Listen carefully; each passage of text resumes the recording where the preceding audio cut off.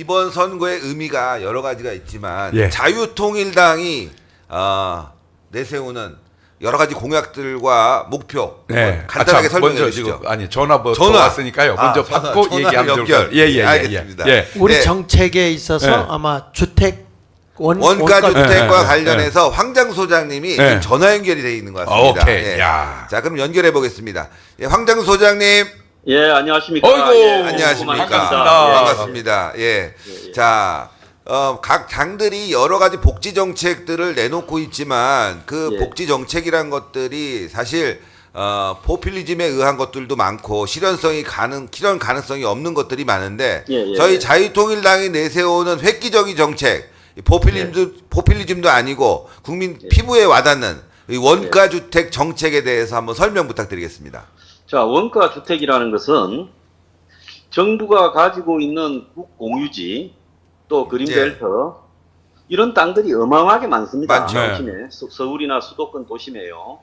그런 땅을 활용해서 땅 가격도 쳐주면서 이 국가가 주택 그 청이라는 이런 그 LH 저런 부패한 기관은 문 닫아버리고요. 그렇죠.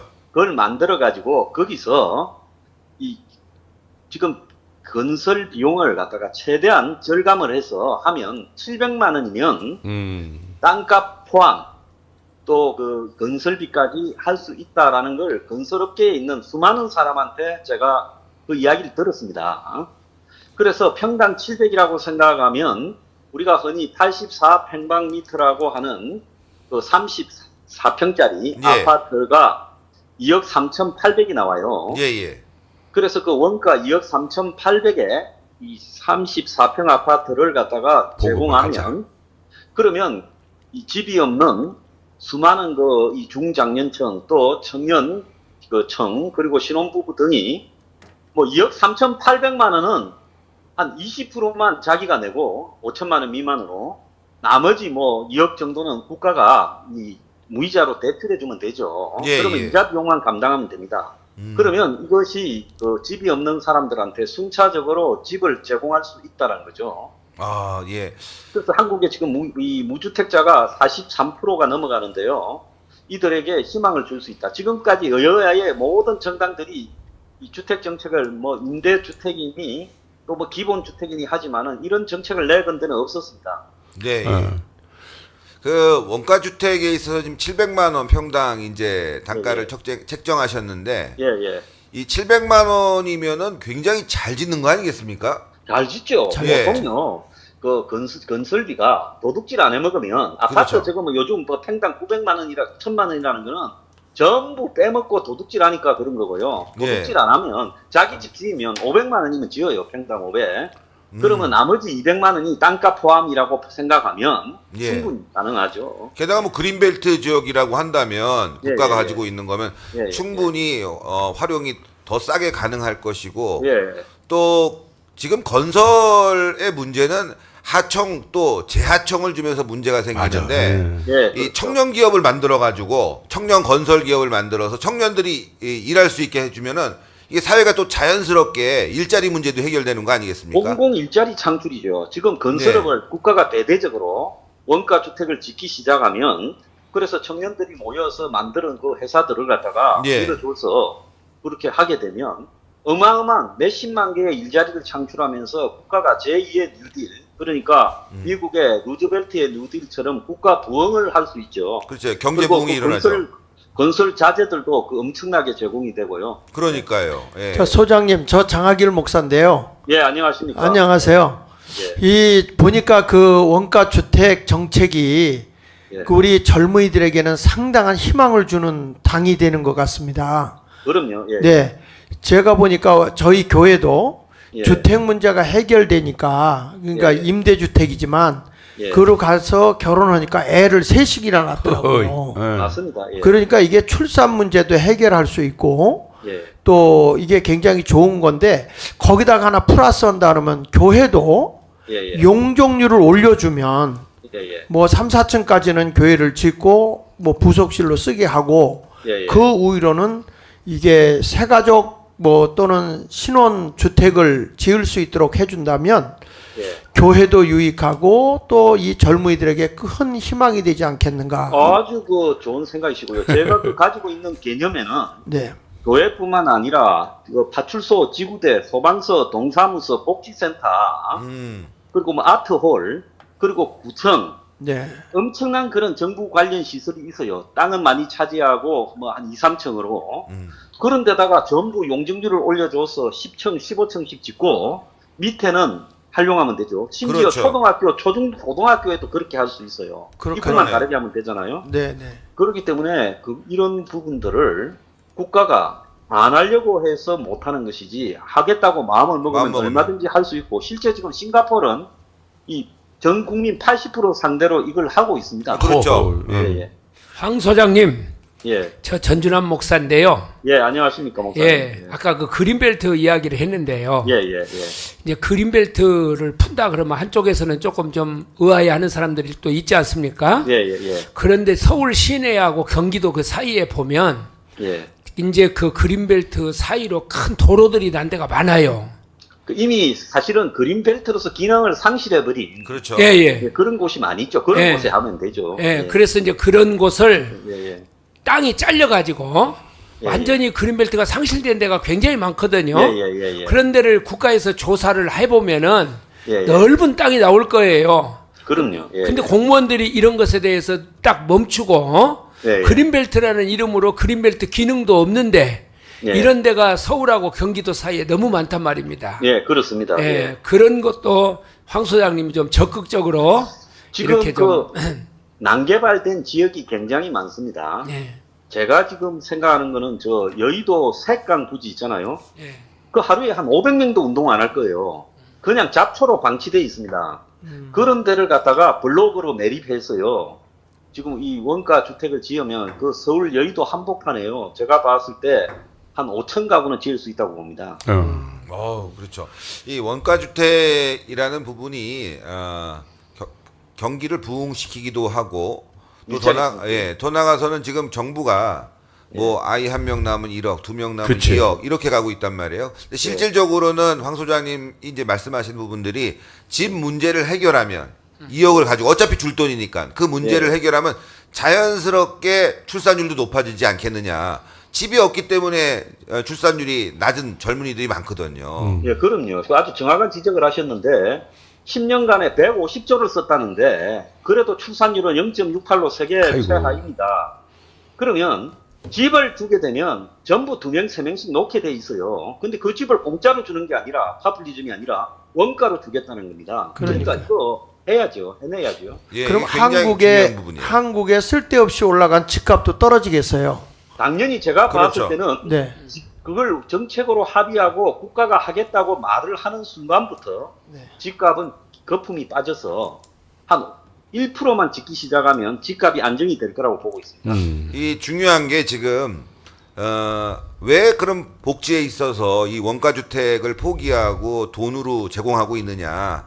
저는 황 소장님도 뭐 인정하고 계시겠지만 이 지금 대한민국의 이 건설 마피아 네. 이게 정부와 언론과 결탁을 해가지고 근본적인 문제는 해결하지 않고 집값만 올리고 있다는 거죠. 자신들의 그렇습니다. 이득을 위해서. 그래서 좌우 정권을 막론하고 이 건설 대기업들이 좌우 언론하고 다 결탁이 되고 지자체하고 결탁이 되고 이렇게 해가지고 평당 뭐 서울 같은 경우에는 평균 분양 가격이 4,500에 가깝고 올해는 6,800이래요. 이런 가격을 갖다가 만들어내는 거죠. 말도 안 그러니까 되는 거죠. 그 원가를 계산해서 맞추려다 보니까 건설비가 평당 1,000만 원이 넘어가고 이렇게 되죠. 네. 황 소장님, 예, 그 임대주택에 들어간 사람들이 있거든요. 예, 예, 그런데 이제 제 큰 딸이 예, 예, 그 애를 4명 낳았어요. 예, 그래가지고 제가 손주가 8명인데 예.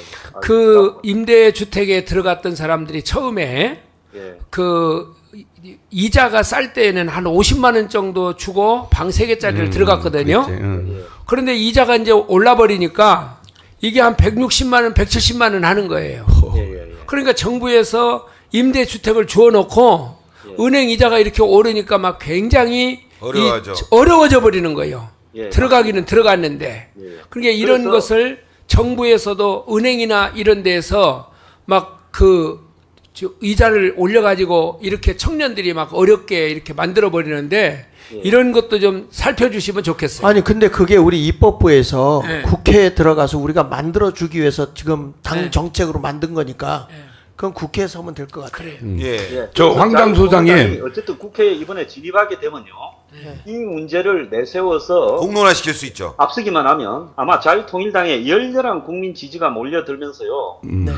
앞으로 아마 내가 봤을 때 국민의힘에 탈당한 사람들이 나와서 자유통일당 입당할 거예요. 네네. 예, 저는 저 장경동 목사입니다. 예, 목사님 예, 안녕하세요. 반갑고요. 제가 뭐 방송 많이 해봐서 제가 본 중에 진짜 똑똑한 분 중에 등수 안에 드는 분이 우리 황장수 소장님이라고 저는 전부터 아이고, 느꼈습니다. 감사합니다. 예, 예. 그런데 이 좋은 안을 아무도 얘기하지 않지 않습니까 지금 네, 안 어떤 하죠. 큰 당도. 예, 예. 그런데 과연 우리 자유통일당에서 한두 명 들어가가지고 이게 과연 실현 가능하냐. 그래서 저는 국민들이 좀 적극 이런 내용을 아시니까 우리 자유통일당을 지지해서 최대한 많은 인원이 들어가서 국회 안에서 이런 모든 문제를 사심없이 해결할 수 있도록 밀어줘야 되지 않을까. 아, 당연히 그렇습니다. 예. 그래서 이번에 물꼬가 터져서 자유통일당이 정책으로 채택해서 이거를 갖다가 이 팜플렛을 다 내고 지금 홍보하고 있지 않습니까? 예, 이것은 대한민국의 이 선거 사상 처음 있는 일이에요. 그렇죠. 예. 그럼 여기서 시작이 되면 그 다음에는 머지않아서 물꼬가 완전히 터지고 젊은 사람들이 열렬한 지지를 보내게 되고 머지않아서 이것이 여야 합의로 정책이 될 수 있다. 누군가 총대를 매며 그걸 고리를 풀어야 되는데 그걸 지금 자유통일당이 하고 있다 이렇게 생각합니다. 황 소장님, 저 홍동명 목사인데요. 예, 안녕하십니까. 이런 좋은 획기적인 안은 참 우리가 생각할 때는 혁명적인 발상이거든요. 예, 예. 이거는 정말로 사고의 대전환이 없이는 불가능한 것인데 예, 예. 이런 엄청난 좋은 것이 있어가지고 이렇게 안을 제출하게 되면은 그동안의 키드권 세력들, 소위 말하는 부동산 이 건설 마피아 세력들이 온갖 바가지 방법으로 이 로비를 하고 방해 활동을 하면은 그래도 이 정부나 정책 당국자들이 그걸 다 회치고 이것을 관철시킬 수 있는 그런 단계까지 나가는 데는 상당한 힘이 들지 않을까요, 우리 힘으로? 지금은 제가 봤을 때 대한민국의 부동산이 이제 막장까지 왔다고 봅니다. 네. 그래서 조만간에 부동산 때문에 이 사회에 제가 생각할 때는 금융위기가 올 거라고 보고 있어요. 네. 자, 그런 상황에서 이제 건설 마피아나 이런 사람들이 힘을 잃을 수밖에 없다. IMF 상황이 와버리면 그 당시에 이 대기업, 금융 마피아들이 무너졌잖아요. 결국 그런 상황이 오니까 그때 저는 머지않았다 봅니다. 지금 부동산 PF부터 대출 등이 얼마나 문제가 많습니까? 양문수기 대출을 보더라도요. 그렇죠. 그러니까 이 부채가 곧 터질 거다. 저는 그렇게 보고 맞습니다. 그 시점에서 이것이 사회적 대안이 되고 국민적 지지가 결국은 이 건설 마피아의 기득권을 분쇄할 거다 이렇게 생각하고 있습니다. 예, 황 소장님 말씀이 굉장히 중요한 부분이 바로 이 건설 마피아 부분에 있는데 국가가 1억을 주고 2억을 줘도 이게 어디로 흘러가느냐. 결국은 우리 전준환 목사님 말씀처럼 대출금 갚는 데 쓰인다는 맞아, 맞아. 거예요. 예. 예. 1억 줄 테니까 너 대출금 갚아. 그리고 또 건설 마피아로 들어가는 거죠. 이런 부분을 끊어야 되고 또 지금 저희가 원가주택의 평수가 30평대입니다. 30평형대. 근데 지금 공공주택들은 뭐 10평, 커봐야 20평. 여기서 애 낳고 산다는 게 굉장히 어려운 거예요. 사실은 두 사람 살기도 빡빡한데 아이까지 낳는다는 게 얼마나 어렵겠습니까? 맞습니다. 그래서 지어봐야 출산을 안 하는 거예요, 사람들이. 그래서 이 저희 그 자유통일당의 원가주택은 32평형대 그리고 근본적인 문제를 해결하는 부분에 있어서 너무나 소중한 정책이다. 그리고 저희 자유통일당이 국회에 들어가게 되면 물론 이번에 한 5석 정도를 예상하지만 저희는 이게 굉장히 중요한 게 공론화를 시킬 수 있다는 거죠. 공론화. 맞습니다. 예, 국민들이 들고 일어나야 됩니다. 예, 네, 그럼요. 여기서 이제 시작입니다. 그렇죠. 시작하면 그 다음에는 머지않아 완성됩니다. 예. 예, 마지막으로 원가주택과 또 그리고 이번 총선에 대해서도 오늘 뭐 사전 투표가 있다고 하니까요. 한번 짧게 설명을 부탁드리겠습니다. 제가 봤을 때는 이 원가주택은 자유통일당이 총대를 메물어서요. 대한민국에 이제 다른 주택들 뭐 임대주택이니 이재명의 기본주택이니 뭐 청년주택이니 이런 것들이 다 무력화돼 버리는 효과가 있다고 봅니다. 아마 큰 파장을 일으킬 거다라고 저는 자신하고요. 그다음에 이번 총선에서는 자유통일당의 바람이 불 거다. 네. 그래서 그 바람을 지금 오늘부터 시작되는 사전 투표부터 좀 더 적극적으로 자유통일당의 이 홍보 자신감 이런 것들을 갖다가 보여줄 필요가 있다. 이런 생각을 합니다. 예. 하여튼 여러 가지로 이렇게 바쁜 시간에 참여해 주셔서 너무너무 감사하고 또 저희가 궁금한 점이 있으면 또 모셔서 말씀 들어보도록 하겠습니다. 네, 감사합니다. 아이고, 네, 고맙습니다. 감사합니다. 네, 감사합니다. 감사합니다. 예. 예. 장윤동 목사님. 네. 지금 우리 정책에 대해서 쭉 이야기를 하면서 네. 저희 홍보 부분에 대해서 네. 저희가 지금 이제 바람이 불었다. 맞아요. 예. 태풍이 불었어, 태풍이. 예. 태풍이 불었다. 어느 정도로 지금 태풍이 불었는지. 그 예. 솔직하게 지난 선거 때 잘 몰랐잖아요. 네. 사실은요. 지금은 거의 모르는 사람이 없을 정도로 이게 뭐 다 되고요. 예, 지금 중요한 건 여러분 제가 국민들에게 부탁드리고 싶은 게 자, 이런 안을 왜 그간에 그 큰 정당에서 못하게 해주고 이렇게 나라를 살림을 복잡하게 만듭니까? 이 지네들끼리 간단한 해먹어서 거를. 그래요. 욕심이 들어가서 그래, 욕심이요. 그래도 우리 자유통일당 이런 제안을 왜 합니까? 욕심을 빼니까 할 수 있는 거잖아요. 그렇죠. 그러니까 이 욕심 없이 하면 진짜 좋아지거든요. 그렇게 할 수 있는 여러분들의 성원이 지금 절대적으로 필요합니다. 맞습니다. 예, 예. 그래서 왜 이런 말이 있죠. 미꾸라지 한 마리가 온 방죽을 다 더럽히기도 하지만 역으로 돌리면 정말 좋은 사람 한 사람이 다 깨끗하게 정화할 수도 있잖아요. 그 깨끗하게 정화할 수 있는 당이 바로 우리 자유통일당 아닌가. 맞습니다. 저는 그렇게 주장하고 싶습니다. 네, 맞습니다. 예.